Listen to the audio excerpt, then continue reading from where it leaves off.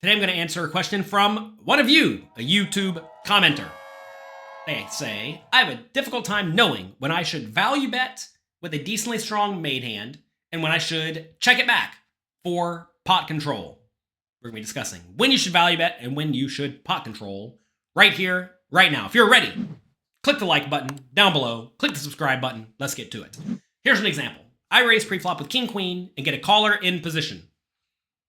First things first, this is already not so descriptive. Where from in position? Because that impacts your opponent's range a lot. If you raise under the gun, and under the gun plus one calls, they probably have a pretty good range. If you raise from the cutoff and the button calls, probably not so much.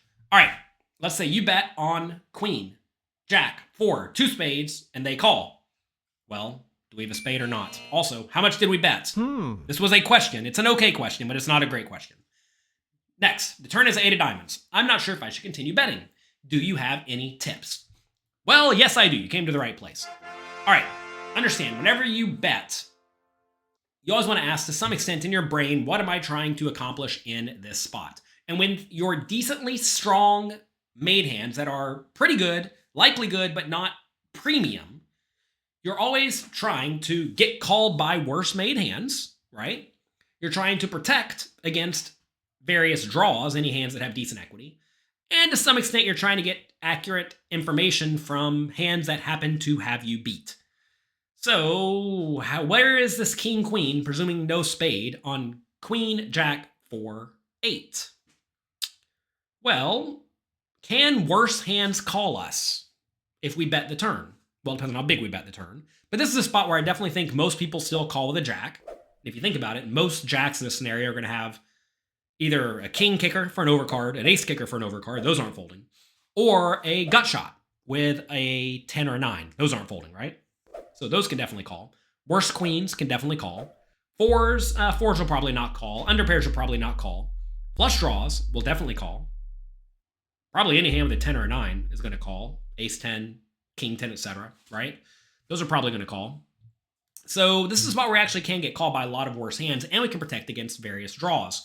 Also, if we bet the turn and get raised, a lot of people raise their best hands that are very vulnerable, like two pairs and sets on this type of turn. And therefore, if we bet the turn and get raised, we can somewhat reasonably fold, especially if our opponent's not overly aggressive, betting after someone continuation bets the flop and continuation bets the turn. Before we move forward, I do want to mention one thing, going back to this part of the question here. You bet the flop and they call. On this queen, jack, 4 board from out of position, as you bet bigger on the flop and they call, they're more likely to have a stronger and stronger range. Because to call a big bet, they must have something decent, right? But if you bet small, let's say 1.5 big blinds after you raise to 2 big blinds pre-flop or 2.5 big blinds pre-flop, well, they're going to call the flop substantially wider. So you're going to find that when you bet the flop big and your opponent calls, usually you should be betting the turn very polarized, meaning you're betting with just your best hands, your high equity draws, and some junky draws like gut shots. So is this king queen one of our best hands if we bet the flop big and they call? And I think it's close. It's close. But if we bet small on the flop, now presumably we're betting small with a much wider range, and the opponent's range to call the flop bet will be much wider because they're getting better odds. So in that scenario, we're going to want to be betting still polarized, but with a substantially larger polarized range for the most part, which will allow us to bet this king queen for sure if we happen to bet the flop small and we got called. Okay? So, now we know what we're trying to accomplish. We want to ask, what can go wrong? Well, when you bet with a marginal made hand and get raised, it's usually a disaster. If you bet this king queen on queen jack 8 4, queen jack 4 8, queen jack 4 8. Always get the cards in the correct order. That's important. On queen jack 4 8 and get raised, it is brutal because you probably should fold because you can't reasonably call from out of position and then find yourself in a guessing game on the river for a lot of money. That said, if you check the turn from out of position on this draw heavy board and your opponent checks behind, that's also not particularly ideal because whatever they're checking behind has some equity, right? If they check behind with any jack, all the jacks are drawing pretty live. If they check it back with a hand like 10-8 suited, that hand's pretty live. What about ace 10? It's pretty live, right? They essentially get to realize their equity in this scenario. So in this exact spot with a hand like king queen on queen jack 4 8, assuming you didn't bet too big on the flop, you should probably bet again on the turn because you really do not want to see a bad river. That said, if you're somewhat shallow stacked here, you may want to check, looking to check, shove it all in. And I may say, if I check and check, shove all in, won't only better hands call? Maybe. But the thing is that there are a lot of hands that have pretty good equity, and if you check, they may take a stab at the pot and try to pick it up, and then you can force them off of all of their equity, which is very, very good. Plus, they may even call it off with a hand like Queen 10 or Queen 9 if they bet, or Jack 10 or Jack 9 if they bet, because they'll presume you're check raising very polarized with either draws or strong hands. They're blocking strong hands with their Queen or their Jack, and therefore you're less likely to have a strong hand, right? So always ask in these scenarios, what can reasonably go wrong? And if so, what should I do to stop it? I realize in this spot, though, we have two really different things pulling at us, right? We really want to get value from worse hands. We don't want to get outdrawn, but we also really don't want to get raised.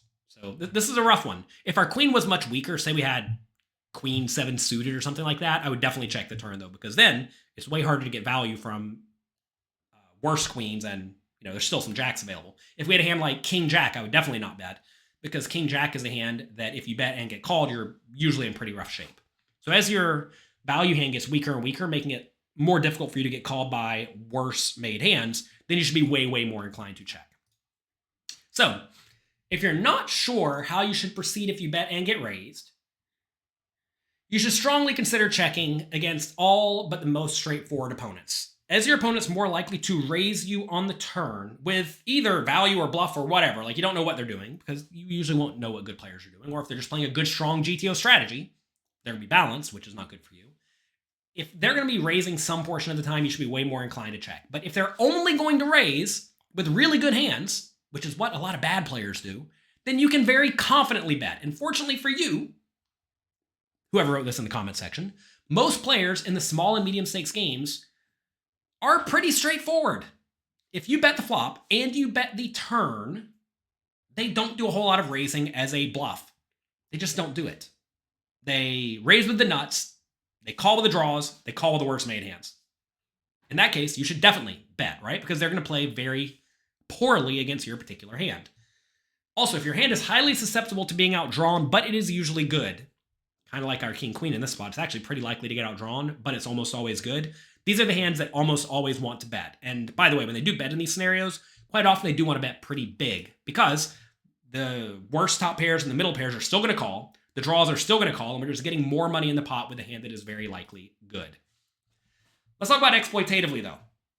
Exploitatively, meaning we're trying to take advantage of what our opponent's doing correctly. You are going to want to check far more often against players who will bet when check to with a wide range of marginal hands, draws, junk, whatever. What I mean by this is some players will call a lot of pre-flop raises in position. They'll call a lot of flop bets in position. And then if you bet the turn, they'll get out of the way. But if you check the turn, they'll bet with almost everything. So if you knew you could get your opponent to put a lot of money into the pot with all the hands that they get to the turn with, which will actually be a large chunk of hands on a board like Queen Jack X, because Queen Jack X connects very well with lots of high card type hands. Well, in this scenario, you should definitely check and then check call, because you want them to stay in the pot with their pocket threes and their ace 6 suited and all sorts of nonsense that's drawing thin or dead, right? So if you're playing against players who will be kind of sticky in position, they'll call pre-flop raises, they'll call flop bets, they'll bet when you check to them. These are players who you really, really, really want to check against, because that's how you get them to put in their money drawing thin or dead. Because if you bet the turn, they're not going to call with the ace 6 or the pocket low pair anymore, right? They're just going to get out of the way. Also, you want to be way more likely to bet more often against players who will respond straightforwardly, meaning they're going to raise their best hands, call their marginal hands and draws, and fold their junk. Kind of like we just talked about earlier, right? On King Queen, if you're against someone who's going to never raise you as a bluff, and they're only going to raise with maybe 2 pair and better, it's pretty much free to bet, because they're going to give you very, very, very accurate information. Really, though, in most games where you're playing against players who do not play good, strong, perfect GTO poker, to be fair, when you're playing against good, strong GTO players too, you want to think ahead so that you do not find yourself in a difficult spot. So many players make the mistake of just betting every time because they think they probably have the best hand. And to be fair, you probably do, but not if a lot of money goes in the pot. They also may check it every time because they really, really, really don't want to bet and get raised. But if you do that every time, you're probably going to be losing value against all of your straightforward opponents. So always think ahead about your opponent's tendencies and what is likely to happen in these situations. As a general rule, though, as your hand is very likely to be good and kind of likely to be outdrawn, those are times you really, really, really want to be betting. But as it's more and more difficult to get value from a worse made hand, that's when you want to be more inclined to check and then just check and call. So, for example, on Queen Jack 4-8, if you had a hand like King Jack or Jack 10, those are hands that probably want to lean more towards checking than betting. Because if you bet with a hand like middle pair marginal kicker, what are they calling you with, right? They're going to call you with draws, which is fine, and they're going to call you with queens, which you're in bad shape against. But whenever you have a good queen, with the good queens, now they can call you with weaker queens and jacks, which you're in very good shape against. That's going to be it for today. Hope you enjoyed this video. If you did, do me a quick favor. Click the like and subscribe button below. If you have a few other hands you want the YouTube commenters to discuss down below, feel free to type them in. Maybe we'll cover them. Maybe we won't. I don't know. I do make a point to look at all of your comments. I appreciate all of you being here. I really, really do. If you were not here, this channel would not exist. Maybe it still would. I don't know. I like talking to all of you. I like helping anybody who will listen. Good luck. Have fun. Thank you for being here. I really do appreciate it. And I'll talk to all of you next time.